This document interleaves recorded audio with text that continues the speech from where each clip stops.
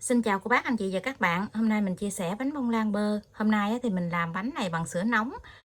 Bánh cực kỳ thơm luôn. Mà cái bánh của mình nó rất là xốp luôn á. Đây nè, cái bánh của mình nó núng na núng nính đây nè. Cô bác anh chị và các bạn xem thấy thích thì mình cùng làm nha. Nguyên liệu ở đây thì mình có 250g bột mì số 8, 160g đường, 170ml sữa tươi không đường, 50g bơ, 3 cái trứng gà, 5g bột baking powder, tí xíu tinh chất vani để cho cái bánh của mình nó được thơm.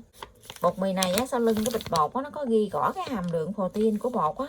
Đây là bột mì số 8 nè. Cái hàm lượng protein bột á, người ta có ghi rõ trên cái bao bì á.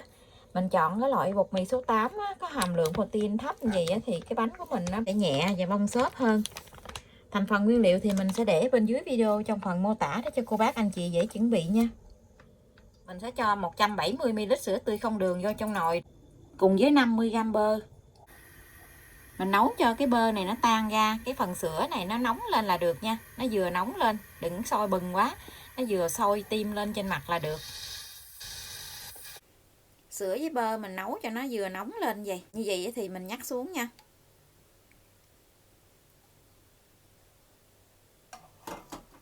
Mình sẽ cho 3 cái trứng gà vô tô.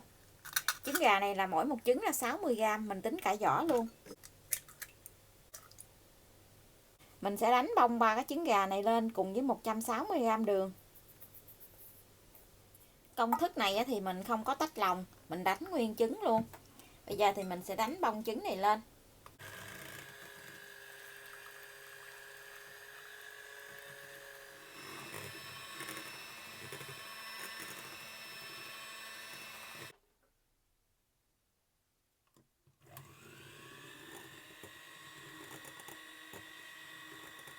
Cô bác anh chị mình đánh trứng khi nào mình dở cái que đánh trứng lên nó có chảy một cái đường băng nhỏ gì.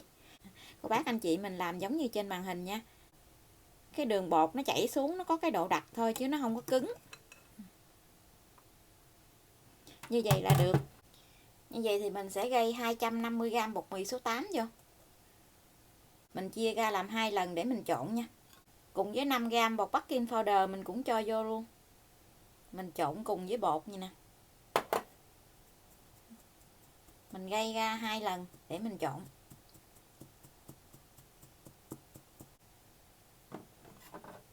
Mình dùng cái phới lòng đó mình trộn cho nó dễ.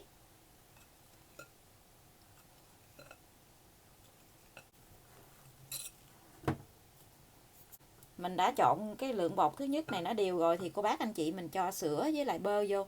Mình cũng cho phân nửa thôi nha. Cái này là sữa với bơ nó còn nóng á. Mình cho phân nửa thôi. Mình trộn cho nó đều lại.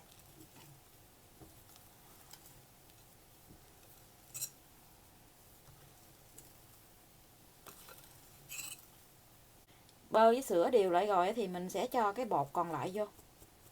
Mình gây cho hết cái bột còn lại nè. Và tiếp tục mình trộn lại cho nó đều.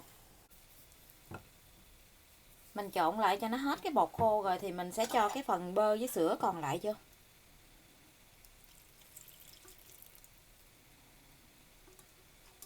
Cho thêm một tí xíu vani để cho cái bánh của mình nó được thơm. Mình trộn tất cả cái hỗn hợp này nó đều lại.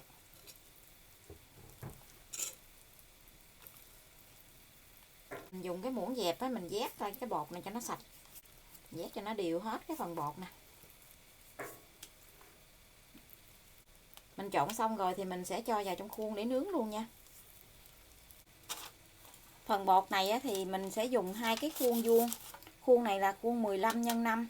Chiều dài của cái khuôn này là 15, chiều ngang là 5, chiều lên cũng là 5 luôn.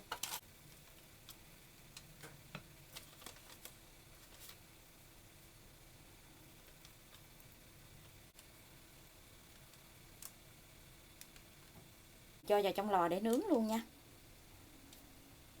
Lò nướng thì mình đã làm nóng trước 10 phút. Lò nhà mình có 3 ngăn, mình nướng ở ngăn thứ 3, tức là ngăn dưới của lò. Mình nướng ở nhiệt độ là 145 độ C. Mở 2 lửa, tức là 2 thanh nhiệt, mở lửa trên và lửa dưới. Thời gian mình nướng là 50 phút. Không cần mở quạt, cô bác canh nhiệt độ nóng của lò nhà mình nha. Mỗi một cái lò nướng thì nhiệt độ nó khác nhau á. Lò nhà mình thì mình nướng 145 độ C. Bánh của mình nó nở lên gần đầy cái khuôn rồi nè. Mình nướng đã được 25 phút rồi. Bánh mình đã nướng xong rồi. Bây giờ cô bác anh chị mình hé cửa lò ra, mình để cái bánh ở trong lò thêm 2 phút nữa thì mình hãy lấy ra nha. Rồi cái bánh nó nở lên quá chừng luôn rồi nè. Mình để thêm bột baking powder, cái bánh nó nở lên, nó nứt cái mặt luôn. Nó bay ra cái mùi bơ nó rất là thơm luôn. Bây giờ mình lấy bánh ra. Rồi nó cực kỳ thơm luôn á. Bánh bông lan này là dạng nó giống như bánh nó đặc á. Nó xốp nhưng mà cái dạng nó đặc. Bánh nó ngon á. Mỗi một công thức bánh á, thì cái vị ngon nó khác nhau. Cái bánh coi nè. Thơm quá chừng. Cái bánh nó mềm. Nó núng na núng nín luôn á. Cái bánh của mình đã nguội rồi. Bây giờ thì mình sẽ cắt cái bánh ra.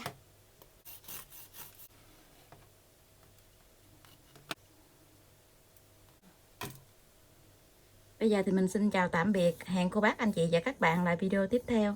Cảm ơn cô bác anh chị và các bạn đã xem video của mình. Xin chào và hẹn gặp lại video kỳ tới.